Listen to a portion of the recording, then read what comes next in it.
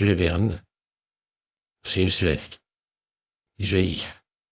C'est le vent qui se déchaîne Suède. C'est la pluie qui tombe à tort.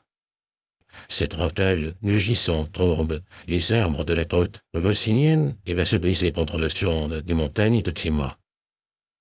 Le long du littoral, de hautes roches sont incessamment rongées par les lames de cette vaste mer de la nuit galerie d'Astrie. Au fond du port se cache la petite ville de Lutron.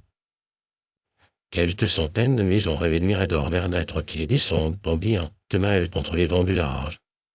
4 ou 5 rues montant du ravine, de rues pavées, de calais essuyés de scories, que projettent ces cônes éruptifs de l'arrière-plan. Le volcan n'est pas le moins le vent de l'heure. Pendant le jour, la toussée intérieure s'épanche sur forme de vapeur susurrée. Pendant la nuit de minute en minute en vomissement de slum. Tomatard d'une portée de 150 tests, le vent blanc signale le port de Lutron au capoteur Suezen, Verlige, aux balances dans les tracis. Les eaux de la nuit et le cri. De l'autre côté de la ville s'entassent quelques vignes de l'époque chimérienne. Puis, un faubourg d'aspect, arabe une casse-pas, un mur blanc, à toit, rond, à terrasse dévorée du soleil. On seulement de tubes de pierre, jetés au hasard. Leur état de paix à jouer dans les bronzes serait escassé sur la patine du temps. Entre autres, on remarque les cicatres non données et une construction bizarre avec une toiture carrée ayant 6 ouvertures sur une face 4 sur l'autre. Un clocher domine la ville de clocher. Carré de Sainte-Fifienne avec cloche suspendue dans l'entresol des murs et de leur met quelquefois en branc. Boris signe. Alors, on a peur dans le pétalier Lutron. J'ai des habitations, des huttes misérables éparses dans la campagne au milieu des genêts et des bruyères bassines comme en Bretagne. Mais on n'est pas en Bretagne, est-on en France? Je ne sais, en Europe? Je l'ignore. En tout cas, ne cherchez pas Leuctrope sur la carte, même dans l'atlas de Stylet de Froc. Un coup discret a été frappé à la porte du 6-4 percé dans l'angle gauche de la rue Messaglière. C'est une maison des plus confortables, si toutefois. Ce mot doit avoir cours à Leuctrope, une des plus riches. Si de gagner bon an mal an quelques milliers de Fretzer constitue la richesse, au Froc a répondu un de ces aboiements sauvages, dans lesquels il y a du hurlement, ce qui serait l'aboiement d'un loup. Puis une fenêtre à guillotine s'ouvre au-dessus de la porte du 6-4. « À tous les diables les importuns !» dit une voix de méchante et désagréable humeur. Une jeune fille grelottant sous la pluie enveloppée d'une mauvaise cape demande si le docteur Trifulgas est à la maison. Il y est ou n'y est pas? C'est selon. Je viens pour mon père qui se meurt. Où se meurt-il? Du côté de Valcarniou à 4 quarts d'ici. Et il se nomme Vorcartif III, un homme dur, ce docteur Trifulgas, peu compatissant, ne soignant que contre-espèces versées d'avance. Son vieux Urzoff, un métis de bulldog et d'épagnol, aurait eu plus de cœur que lui. La maison du 6-4 inhospitalière aux pauvres gens ne s'ouvrait que pour les riches. D'ailleurs, c'était tarifé, tant pour une typhoïde, tant pour une congestion, tant pour une péricardite et autres maladies que les médecins inventent par douzaines. Or, le craquelinier Vorcartif était un pauvre homme d'une famille misérable. Pourquoi le docteur Trifulgas se serait-il dérangé par une nuit pareille? Rien que de m'avoir fait lever, murmura-t-il en se couchant, ça valait déjà 10 Fretzers. 20 minutes s'étaient à peine écoulées que le marteau de fer frappait encore lui du 6-4. Tout maugréant, le docteur quitta son lit, épanché hors de la fenêtre qui va là. Cria-t-il, « Je suis la femme de Vorcartif. Le craquelinier du Valcarniou? Oui, et si vous refusez de venir, il mourra. Eh bien, vous serez veuve. Voici 20 Fretzers. 20 Fretzers pour aller au Valcarniou à 4 quarts d'ici? Par grâce. Au diable. » Et la fenêtre se referma. 20 Fretzers, la belle aubaine, Risquer un rhume ou une courbature pour 20 Fretzer, surtout quand le lendemain on est attendu à Kiltreno, chez le riche Etzengov, le goûteux, dont on exploite la goutte à 50 Fretzer par visite. Sur cette agréable perspective, le docteur Trifulgas se rendormit plus dur que devant. 4 frites. Flac. Et puis Froc. Froc. Froc. Les... À la rafale se sont joints cette fois 3 coups de marteau, frappés d'une main plus décidée. Le docteur dormait. Il se réveilla, mais de quelle humeur! La fenêtre ouverte l'ouragan entra comme une boîte à mitraille. C'est pour le craquelinier. Encore ce misérable. Je suis sa mère. Que la mère, la femme et la fille crèvent avec lui. Il a eu une attaque. Et qu'il se défende. On nous a remis quelque argent, reprit l'aïeul un acompte sur la maison, qui est vendue au commandeur d'Entruc de la rue Messaglière. Si vous ne venez pas, ma petite fille n'aura pas de père, ma fille n'aura plus de mari, moi je n'aurai plus de fils. Et c'était pitoyable et terrible d'entendre la voix de cette vieille, de penser que le vent lui glaçait le sang dans les veines, que la pluie lui trempait les os jusque sous sa maigre chair. Une attaque, c'est 200 Fretzer, répondit le sans-cœur Trifulgas. Nous n'en avons que 120. Bonsoir. Et la fenêtre de se refermer. Mais après réflexion, 120 Fretzer, pour 1h30 de course plus une demi-heure de visite. Cela fait encore 60 Fretzer, un Fretzer par minute. Petit profit, point à dédaigner pourtant. Au lieu de se recoucher, le docteur se coula dans son habit de valvêtre, descendit dans ses grandes bottes de marais, s'enfourna dans sa houppelande de lurtène et son surouet à la tête, ses moufles aux mains. Il laissa sa lampe allumée près de son codex ouvert à la page 197. Puis, poussant la porte du 6-4, il s'arrêta sur le seuil. La vieille était là appuyée sur son bâton décharné par ses 80 ans de misère. Les 120 Fretzer, les voici, et que Dieu vous les rende au centuple. Dieu, l'argent de Dieu! Est-ce que personne n'en a jamais vu la couleur? Le docteur siffla Orsoff, lui mit une petite lanterne à la gueule, prit le chemin de la mer. La vieille suivait G, quel temps de frites et de flaques. Les cloches de Sainte-Philphilène se sont mises en branle sous la bourrasque. Mauvais signe, bas. Le docteur Trifulgas n'est pas superstitieux. Il ne croit à rien, pas même à sa science, excepté pour ce qu'elle lui rapporte. Quel temps, mais aussi quel chemin. Des galets et des scories. Les galets glissants de Varèche, les scories qui crépitent comme du mâche-fer, pas d'autre lumière que la lanterne du chien Ourzoff vague, vacillante. Parfois la poussée des flammes du Vanglore, au milieu desquelles paraissent se démener de grandes silhouettes falottes. On ne sait vraiment pas ce qu'il y a au fond de ces cratères insondables.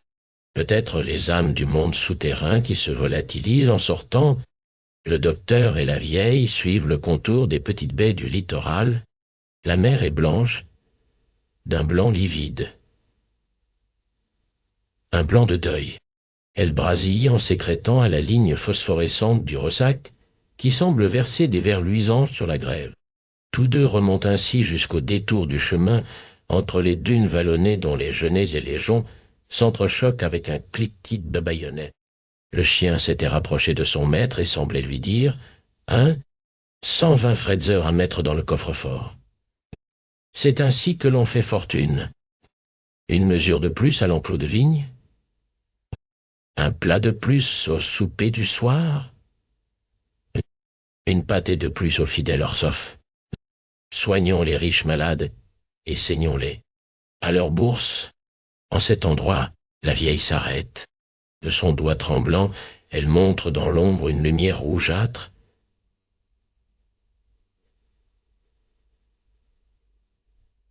C'est la maison de Vorkartif, le craquelinier.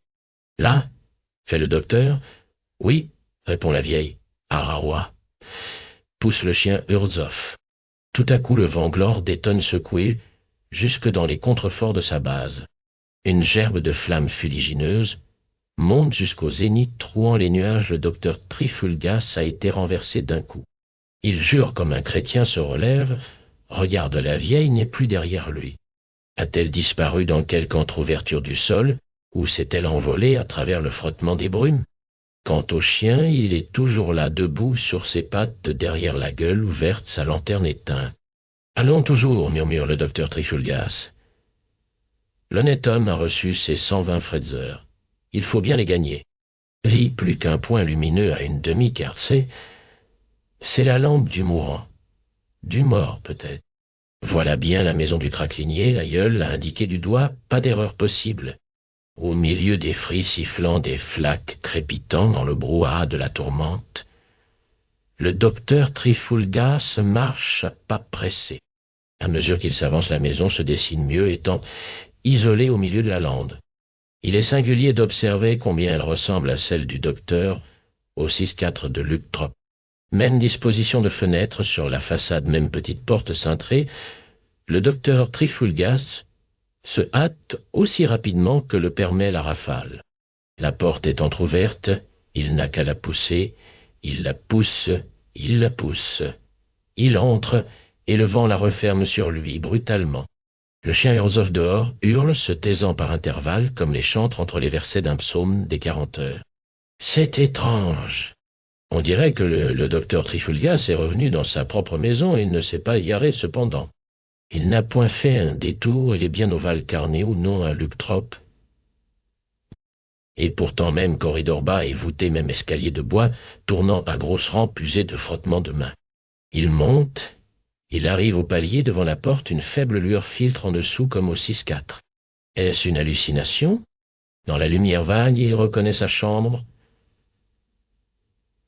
Le canapé jaune à droite, le bahut en vieux poirier à gauche, le coffre-fort bardé où il comptait déposer ses 120 Fretzers. Voilà son fauteuil à oreillons de cuir.